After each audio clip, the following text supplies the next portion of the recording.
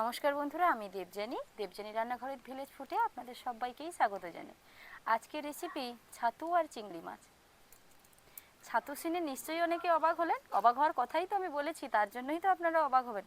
এগুলো কিন্তু আমাদের এদিকে গ্রামের দিকে এইগুলোর নাম কিন্তু ছাতু, এরকমই একটা নাম। এই রকম নয়, আমরা এটাকে ছাতু নামেই চিনি।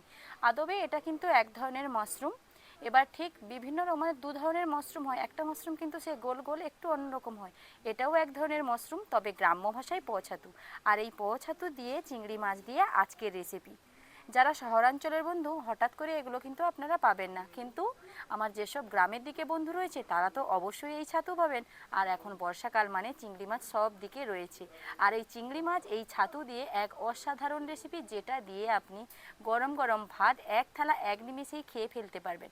তো সেই রেসিপি আজ আমি আপনাদের সঙ্গে শেয়ার করব, আর খুব সহজভাবেই রেসিপিটা শেয়ার করার চেষ্টা করব। আশা করছি আপনাদেরও ভীষণ ভালো লাগবে। তো চলুন তাহলে রেসিপি শুরু করা যাক। তবে রেসিপি শুরু করার আগে গোটা গোটা চিংড়ি মাছগুলোকে কিন্তু কেটে নিতে হবে। চিংড়ি মাছগুলো কাটা নেই, চলুন মাছগুলোকে কেটে নিই।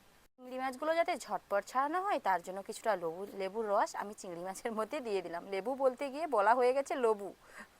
ছোট বাচ্চারা বলতে না বলে লবুই বলে দেয়, তো বড়দেরও একাধ সময় কথাই এরকম হয়ে যায়।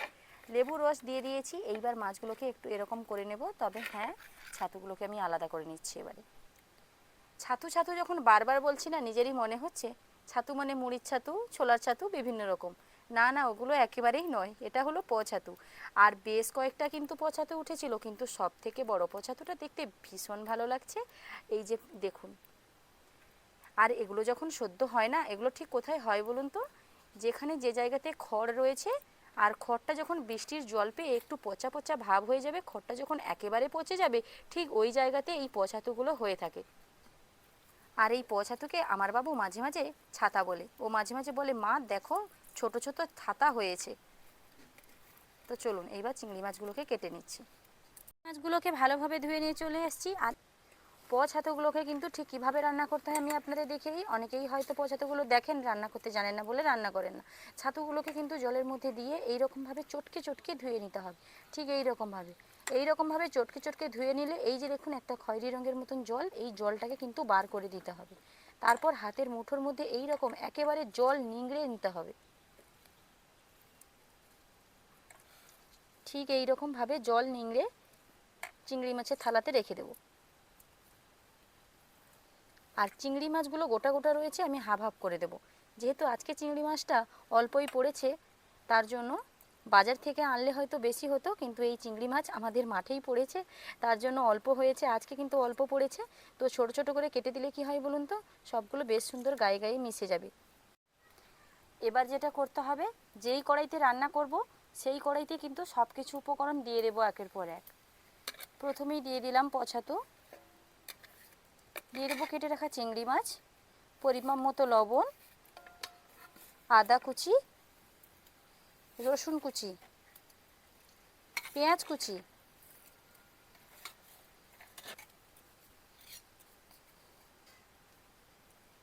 দিয়ে দিলাম হলুদ গুঁড়ো, ঝালের জন্য দিয়ে দেব লঙ্কা গুঁড়ো, আলাদা স্বাদের জন্য দিয়ে দেব জিরার গুঁড়ো, দিয়ে দেব একটুখানি চিনি যাতে স্বাদটাকে ব্যালেন্স করে, একটুখানি মিষ্টি মিষ্টি লাগে। এরপর দিয়ে দেব সরিষা তেল। সরিষার তেলের পরিমাণ একটু বেশি দিতে হবে, কারণ তেল দিয়েই ভালোভাবে মাখতে হবে। তো চলুন এইবার সব কিছু উপকরণ একসঙ্গে হাত দিয়ে ঠিক এরকমভাবে ভালোভাবে মেখে নিই। এই একটা পদ দিয়ে এক থালা ভাত এক নিমেষেই খেয়ে ফেলবেন, আমি সেটা কিন্তু প্রথমেই বলেছি। তবে শেষ পর্যন্ত দেখলে নিশ্চয়ই বুঝতে পারবেন যে আমি কথাটা খুব একটা মিথ্যে বলিনি। এবার যেটা করব, হাতটা ধুয়ে একটুখানি জল দিয়ে দেব। সেদ্ধ হওয়ার কিন্তু বিশেষ কিছুই নেই। কড়াটাকে জাস্ট একটু এভাবে নাড়িয়ে নিলাম। আমি কিন্তু এখানে খুন্তির ব্যবহার আর করবই না। এইবার উনুনটা আগে থেকেই ধরিয়ে নিয়েছিলাম, কড়াইটা বসিয়ে দিলাম, দিয়ে দেবো একটা ঢাকনা।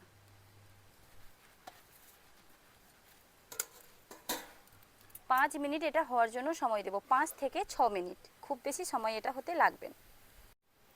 প্রায় 6 থেকে 7 মিনিটের পর তরকারিটা রেডি হয়ে গেছে। আর ঠিক কীরকম হয়েছে নিশ্চয়ই দেখে বুঝেছেন, কতটা লোভনীয় হয়েছে দেখুন।